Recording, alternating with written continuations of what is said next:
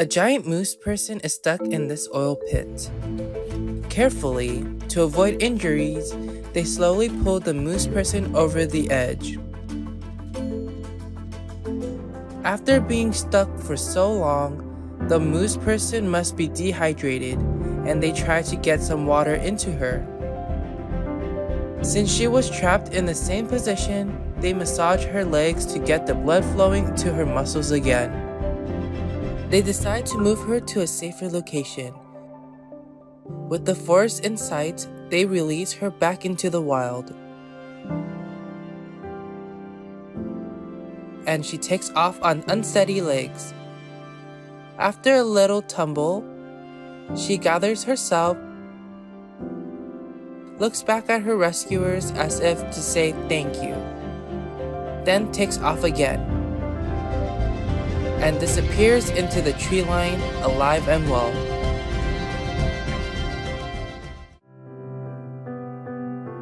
With profound, humble gratitude and love to all venerated enlightened masters, we bow to the Almighty in soulful gratefulness for gifting us with their holy blessed presence. May all beings be awakened by their divine grace.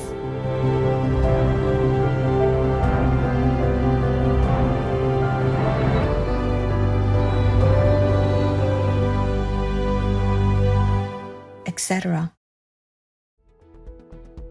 Our programs offer many languages. Please visit suprememastertv.com/schedule and suprememastertv.com/WOW.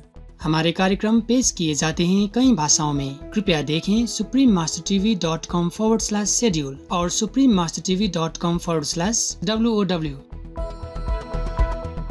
Also, be sure to follow us on our socials: YouTube, Facebook, Getter, Instagram, LinkedIn, Nico, Pinterest, Reddit, Substack, Telegram, Threads, TikTok, Truth Social, Tumblr, VK, and X, previously known as Twitter, in multiple languages by searching Supreme Master TV.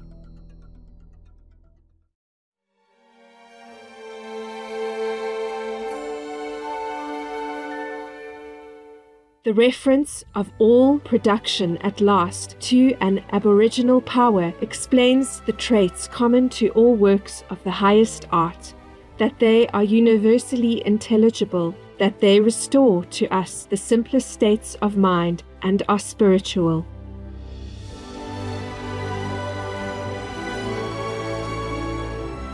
Please stay tuned to find out more from philosopher Ralph Waldo Emerson, vegetarian.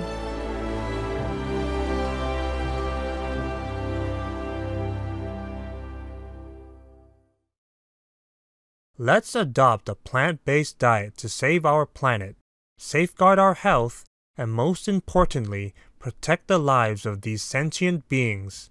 Aprajita Ashish, vegan.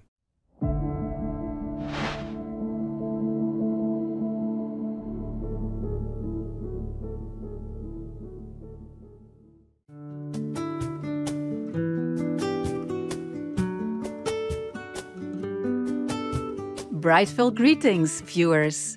To show your interest in the local language while in the American Samoa, you can ask "Owamai oi," which means "How are you?" in Samoan. I am Alamia. The happy American Samoans deeply value your kindness towards all beings on Earth by living a compassionate vegan lifestyle. May your day be as bright as the Pacific sun, and may God bless you and your loved ones.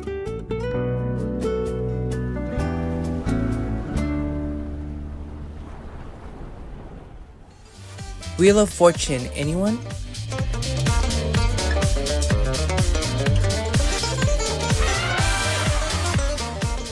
Welcome to Essence of Art, excerpts from Essays First Series by Ralph Waldo Emerson, vegetarian, Part 2 of 2 on Words of Wisdom. Ralph Waldo Emerson, vegetarian, was a renowned 19th century American essayist, philosopher, lecturer, poet, and leader of the transcendental philosophical movement. His literature influenced many celebrated writers, including Henry David Thoreau and Walt Whitman. Emerson is most famous for his essays, through which he expresses ideas of freedom, spirituality, individuality, the remarkable ability of humans to have profound realizations, and the relationship between the soul and the surrounding world. Ralph Waldo Emerson traveled widely, giving lectures, and became well known for his publications, essays, and nature.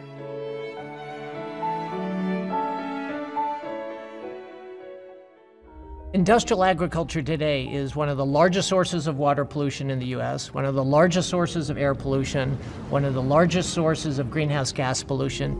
The world is waking up to an environmental crisis. Across the planet, we consume a staggering 65 billion animals a year. Everything in my body is saying this is wrong. And the latest scientific research is revealing that meat production has become one of the biggest threats to our environment. Without the Amazon forest, the life of human beings are under threat. I don't think the general public has any idea about what's going on to produce the bacon they fry up for breakfast. Raising animals for food is the leading cause of deforestation, and it just takes a lot of land to raise animals because it's not just that land that the animals are physically occupying, it's that you have to grow huge numbers of crops to funnel through these animals. If you think about walking down a supermarket aisle and you pick up a whole chicken from that supermarket and you put that chicken in your basket, what you should imagine is taking a 1-gallon bottle of water, twisting the cap off, and dumping it onto the floor of the supermarket, and then doing that 1,000 more times, because that's about how many gallons of water it takes to get one chicken from shell to shelf.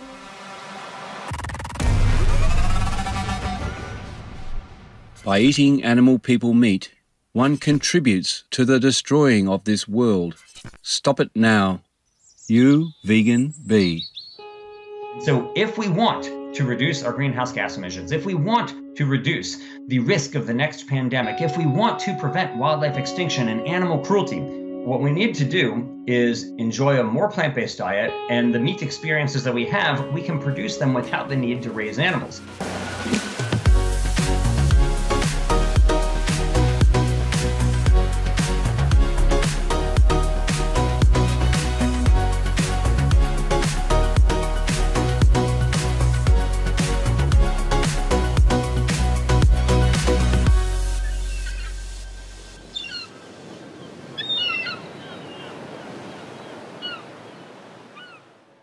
Today, we continue with Ralph Waldo Emerson's essay on how art reveals beauty in everything, its connection to a higher power, and its embodiment of moral virtues.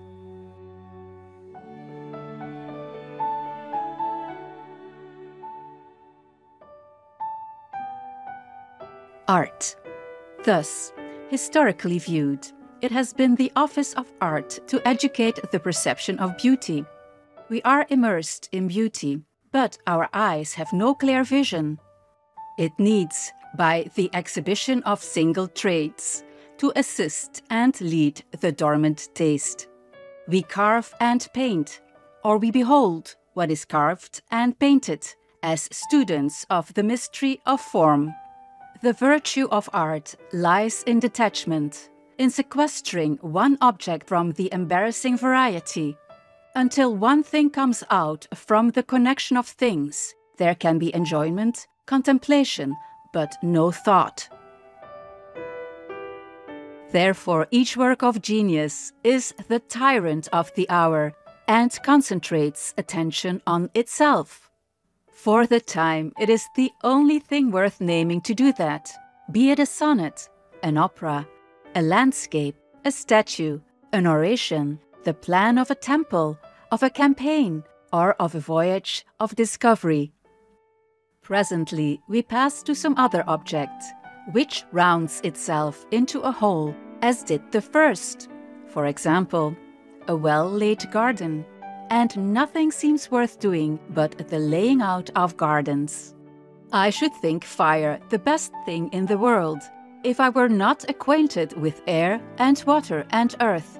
For it is the right and property of all natural objects, of all genuine talents, of all native properties whatsoever, to be for their moment the top of the world.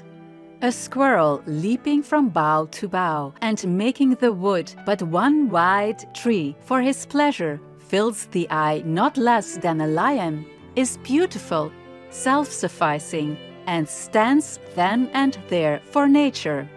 A good ballad draws my ear and heart whilst I listen, as much as an epic has done before. A dog, drawn by a master, or a litter of pigs, satisfies and is a reality not less than the frescoes of Angelo. From this succession of excellent objects, we learn at last the immensity of the world, the opulence of human nature, which can run out to infinitude in any direction.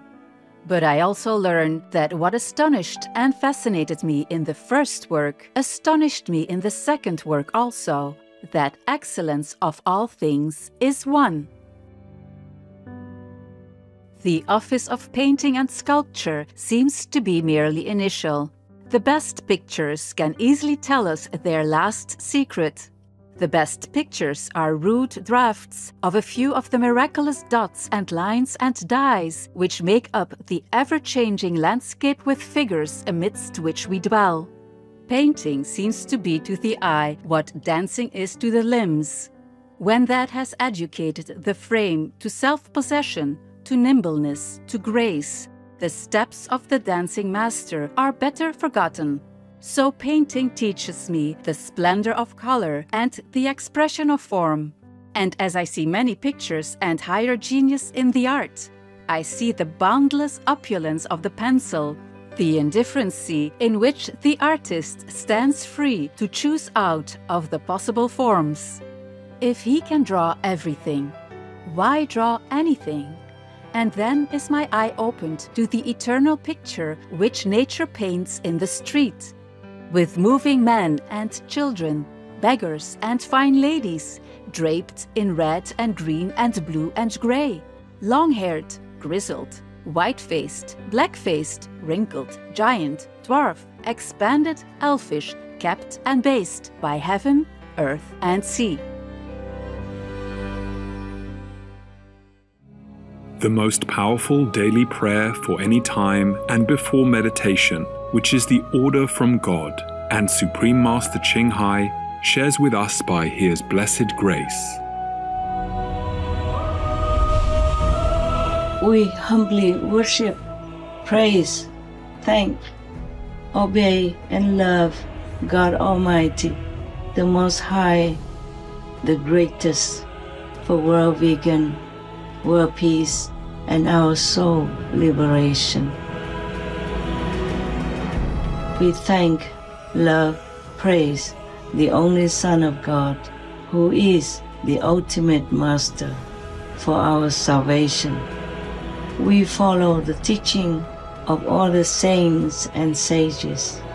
We thank, love, and praise them, who are the representatives of God for our spiritual elevation.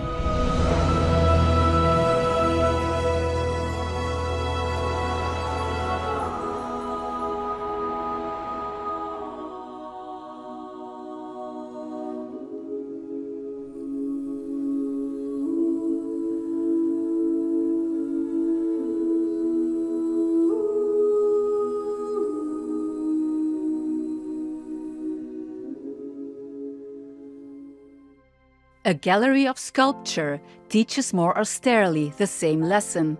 As picture teaches the coloring, so sculpture the anatomy of form. When I have seen fine statues and afterwards enter a public assembly, I understand well what he meant who said, "When I have been reading Homer, all men look like giants." I too see that painting and sculpture are gymnastics of the eye. It's training to the niceties and curiosities of its function. There is no statue like this living man, with his infinite advantage over all ideal sculpture of perpetual variety. What a gallery of art have I here! No mannerist made these varied groups and diverse original single figures. Here is the artist himself improvising, grim and glad, at his block. Now one thought strikes him, now another, and with each moment he alters the whole air, attitude and expression of his clay. Away with your nonsense of oil and easels, of marble and chisels, except to open your eyes to the masteries of eternal art.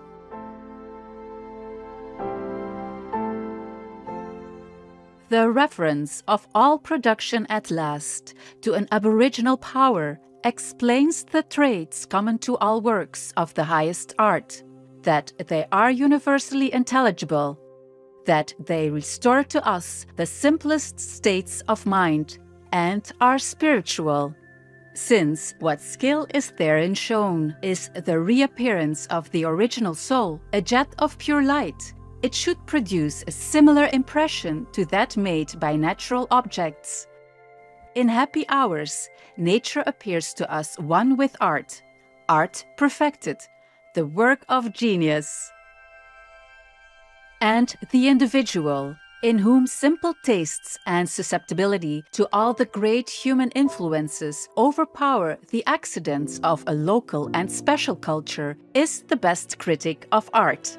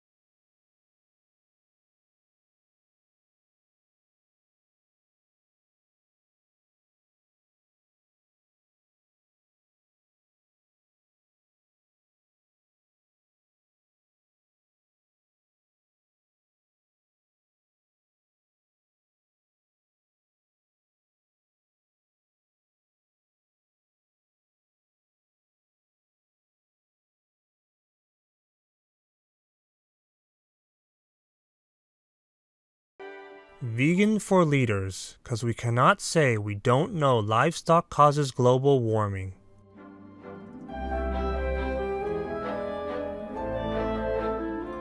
Gentle viewers, thank you for spending time with us today for Words of Wisdom. Coming up next is the Toda people, the unique culture of the Nilgiri Hills. May the beauty that surrounds you be a constant reminder of God's presence, filling your lives with love and joy.